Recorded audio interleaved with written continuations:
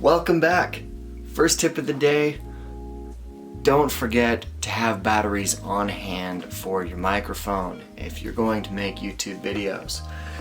I just made that mistake and I recorded this whole entire video, and even though the microphone was in the on position, the batteries were dead, so I have to redo the whole thing. But that's no problem at all. You live and you learn. I just learned, and now you learned. I apologize for the sound quality because now I am just filming on the camera without a microphone, so the sound quality is usually just a little bit, not as good there. Also, my roommate is downstairs with his buddy and they're talking and, doing who knows what. So I put some blankets on the door to help with the sound, but,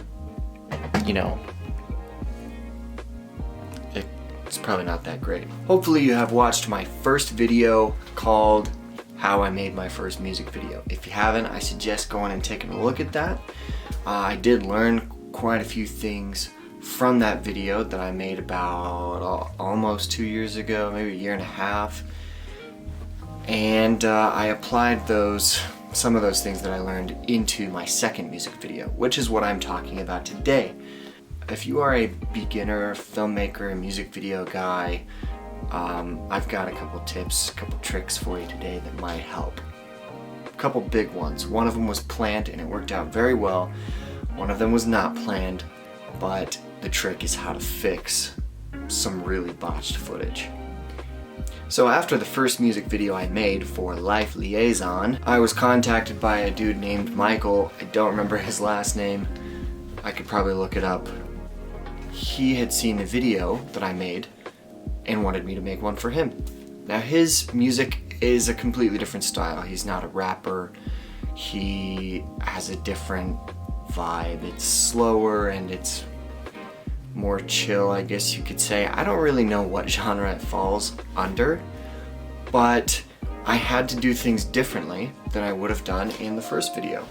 At first, Michael had some pretty big ideas, but a lot of them included like some serious special effects, and I had no idea how to do that kind of thing. So we made it pretty simple in the end. I mean, initially he wanted, here's my little spaceship. He wanted like a little spaceship, and he wanted to edit himself into the cockpit while singing, and I didn't know how to do that stuff. I still don't, but that's fine.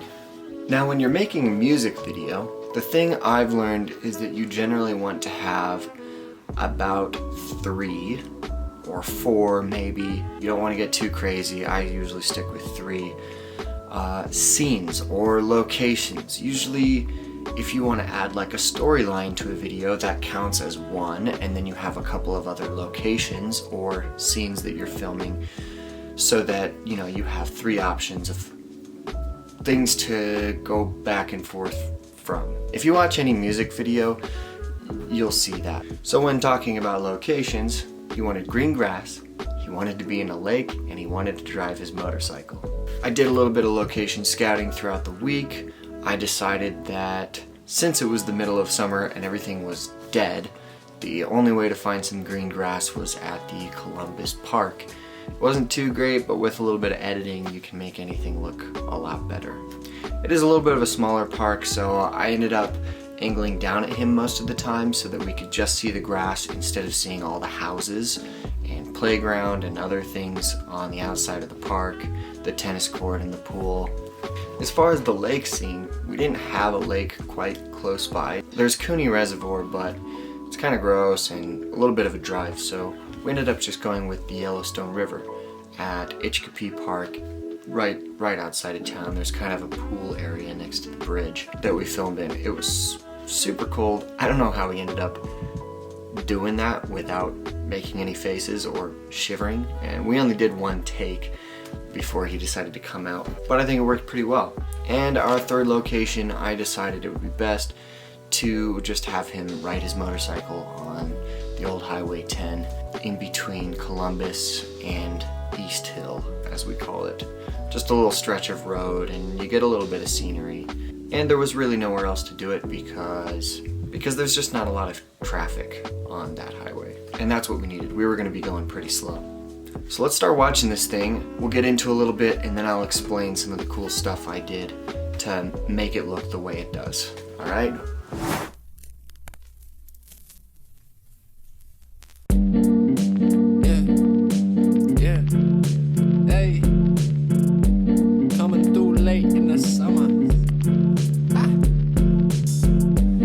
grass so green, I'm talking low speed, are you feeling okay? The world's burning up full screen, you can come with me today. I'm in the lake and there ain't a thing that can take away your place. I'm swimming circles for your love, what a beautiful day. Yeah, the weeks go by, this ain't no lie. It's not a reach, it's not too high. I paddle this boat, I think you need to know what I've been feeling, I'm thinking you know.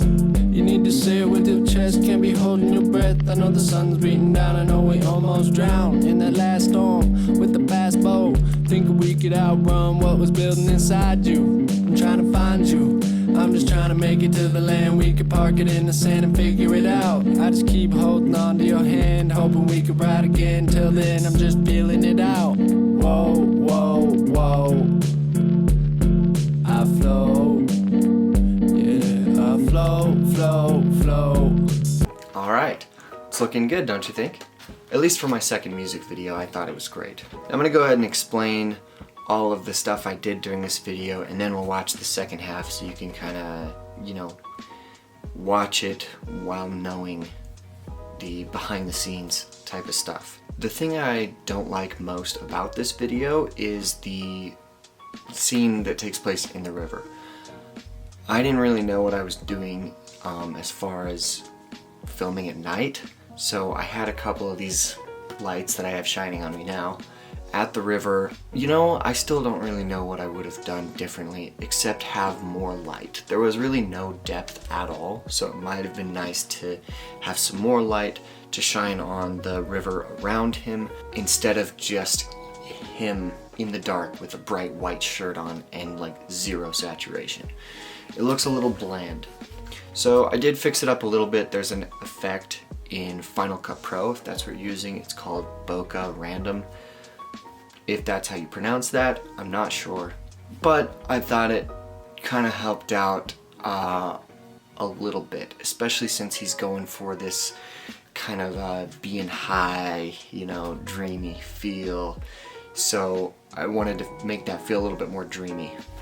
Not only the bokeh random, but I should have looked this up to remember what it's called, but it has something to do with waves.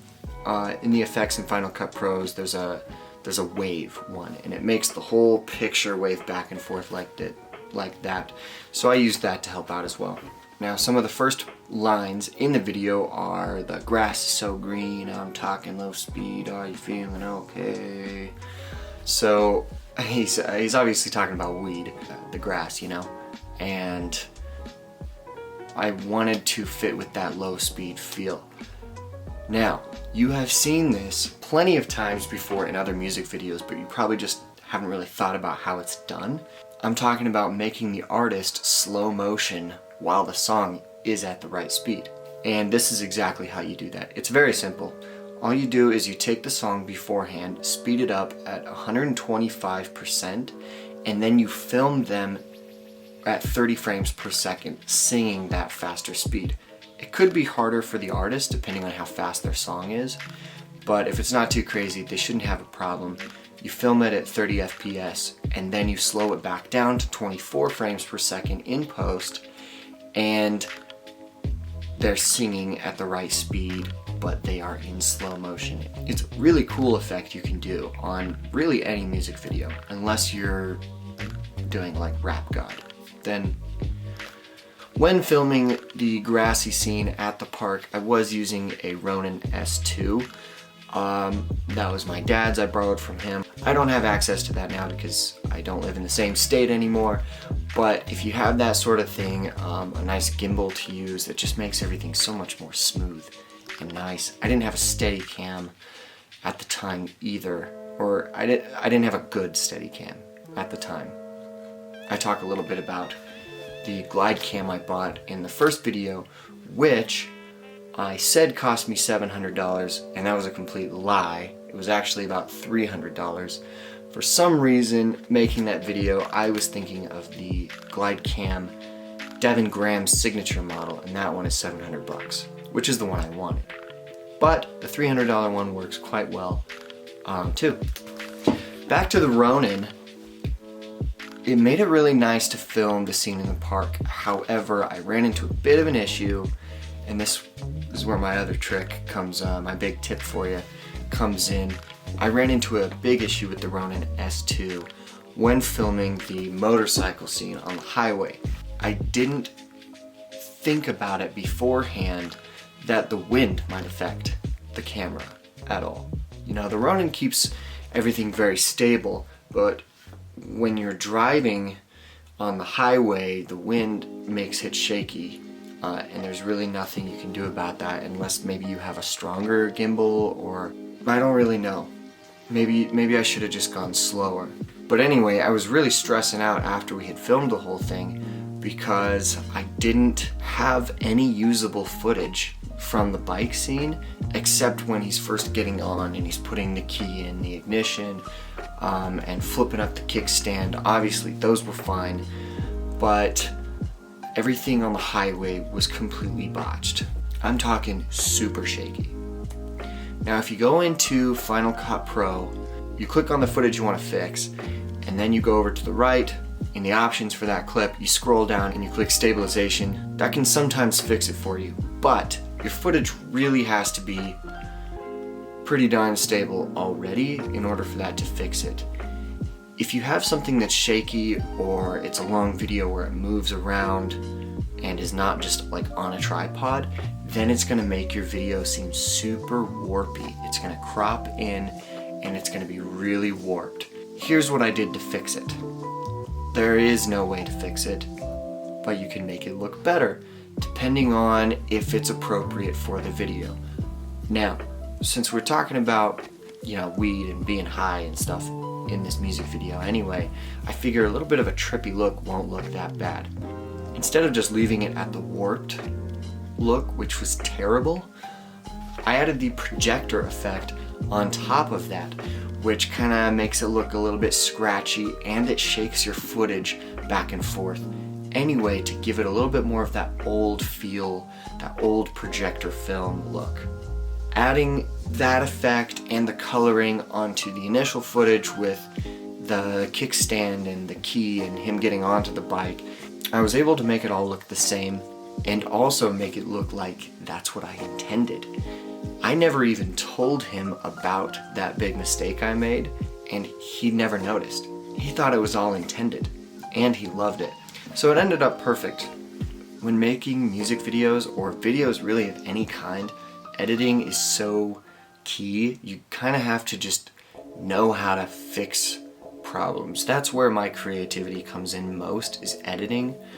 And I haven't really gotten to the point where I actually know what I'm doing when I'm filming. But it all kind of evens out in the end. So go ahead and take a look at the rest of the video and keep in mind those tricks that I taught you, the slow motion and, you know, the projector look. And it's really interesting to kind of know that stuff before going into it. Like if you've seen behind the scenes footage before watching a movie. Take a look at it, and I'll meet you at the end. Yeah, the grass is so green, I'm talking low speed, are you feeling okay? The world's burning up full screen, you can come with me today. I'm in the lake and there ain't a thing that can take away your place. I'm swimming circles for your love, what a beautiful day. The grass is so green, I'm talking low speed, are you feeling okay? The world's burning up full screen, you can come with me today. I'm in the lake and there ain't a thing that can take away your place. I'm swimming circles for your love, what a beautiful day.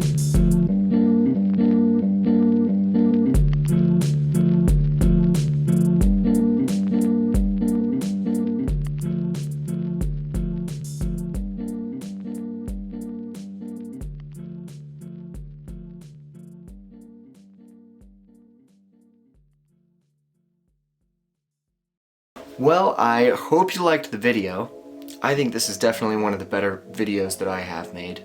Mostly because of the simplicity of it. When you're a beginner, filmmaker, simplicity is key. You don't want to get too crazy or it's just going to look bad.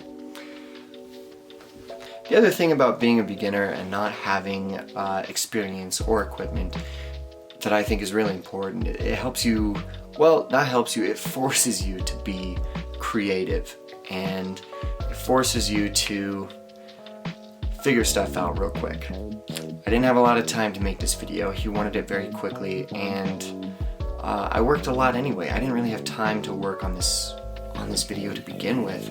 So if you can believe it, I actually shot it all in one day. One day. In between some really long shifts at work. I was actually at the time working at my dad's food truck, the Big Fat Lunch Box. This was a Thursday where I had started cooking at 1 o'clock in the morning, finished work at about 11:30, and then at 12:30 I went over to the park to film that section of the video. I then went over to our shop, uploaded the footage into the computer, played around with it for a little bit, and then took a nap on the floor. Until about 5 o'clock in the afternoon, I think I met up with Michael and a couple of his buddies on the highway to film that area. We spent like an hour there, and then I went back to the shop, edited a little bit more, was super stressed out about that footage because it was crap and I didn't know what to do, and then I fell asleep on the floor for another few hours until about 10 o'clock, I think, p.m. is when we went down to the river because it was dark, and we filmed that. It took like 20 minutes, and then I could head home, sleep for another hour, get dressed, and go back to work. It was insane, but it's kind of a fun story, you know, kind of a fun experience to have to do all of that music video in one day. And then I edited all that Saturday and had it done, so it all took place in about a 3-day period. Kind of crazy. If you liked this video, if you learned anything from it, go ahead and like it, maybe subscribe if you're feeling that. This is just about my second music video, but I have a few more to upload to YouTube, and the more videos I make, I'm just going to keep talking about what I learned from them, because I am still a beginner and there's a lot to learn. Hopefully you can learn something from it too. So thanks for watching, and I'll see you in the next video.